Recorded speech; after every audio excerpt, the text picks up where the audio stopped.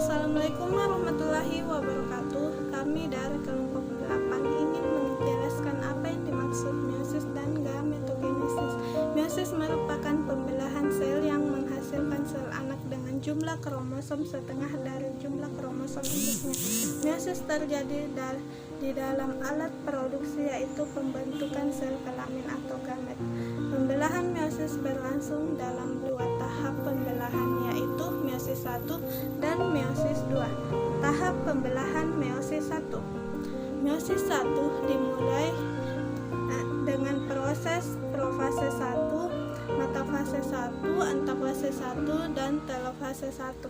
1. Profase 1. Profase 1 dibagi atas beberapa tahap, yaitu leptoten, sigoten, pakiten, diploten, dan diakisten.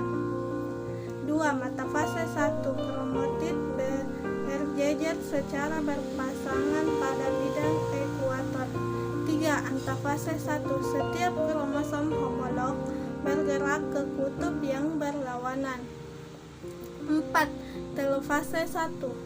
Pada tahap ini membran inti nukleus kembali terbentuk, namun benang spindel lenyap.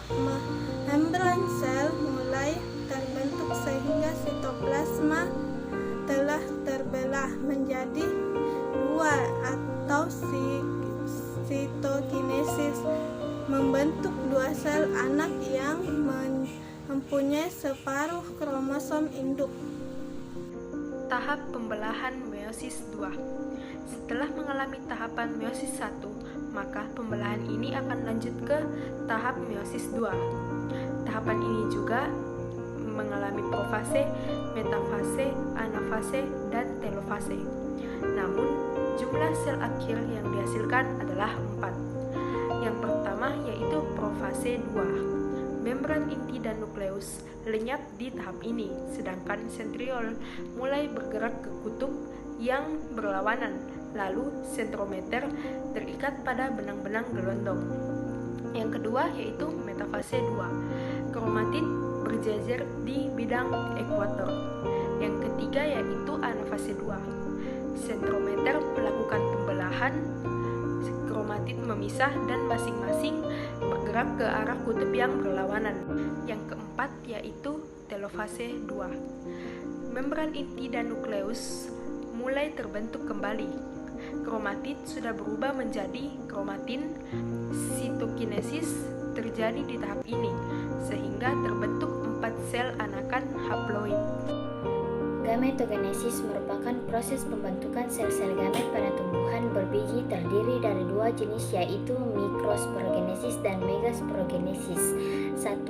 Mikrosporogenesis. Mikrosporogenesis merupakan proses pembentukan gamet jantan terjadi di dalam kepala sari. Di dalam kepala sari terdapat kantung serbuk sari yang di dalamnya ada berbagai sel-sel induk serbuk sari mikrospora yang diploid. Adapun tahapan pembentukan mikrosporogenesis yaitu 1. Sel induk mikrospora melakukan pembelahan meiosis 1 dan menghasilkan sepasang sel haploid. 2. Sepasang sel haploid membela meiosis 2, menghasilkan 4 mikrospora haploid yang berkelompok menjadi 1 tetrat.